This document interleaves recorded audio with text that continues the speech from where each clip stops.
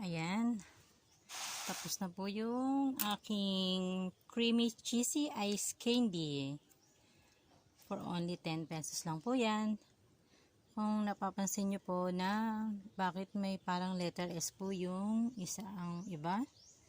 At may red pa siya na parang toppings. Yan po kasi ay spicy flavor po yan. Creamy cheesy spicy ice candy. Ito naman po yung plain na ice candy na cheese. Grabe, napakasarap po niya. Natikman ko po kanina nung huling patak po na tinikman ko siya. Napakasarap, para siyang yung alam mo yung kulay red na yung ba to, yung cheese whiz na kulay red. Ayun, ganun. Napakasarap.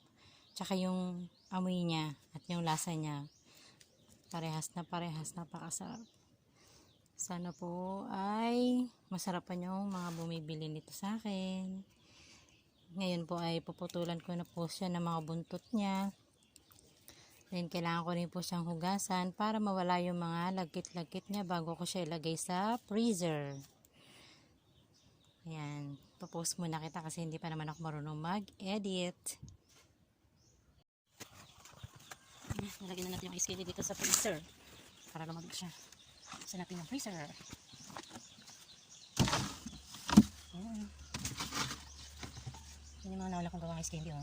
Cookies and cream at salad ice candy. Ngayon naman ay patipitasin ko na rin ang ginawa kong creamy cheesy ice candy at with spicy flavor. Ayan. Pumigas na siya. Diba? Ganito na lang yung patas natin para patas siya. Ayan. Para pag ako'y nagtinda ng fried chicken ay isasabay ko na din siya sa pag-display. Medyo marami na rin naman na bumibili sa akin ng ice candy sa labas. Ayan. Diba? Habang tag-init, kailangan natin dumiskarte para medyo kumita naman tayo kahit pa paano. For only 10 pesos, may creamy cheesy spicy ice candy ka na. Sarap-sarap kaya. Naku, baka papakin na naman ito nung isa. Yan. 27 lang ang nagawa ko sa aking cheesy ice candy. 27 pesos lang. Okay lang, start pa lang naman eh. Yan. Yan. Wala nang laman ng freezer namin, wala nang ano. Para tumigas na sila.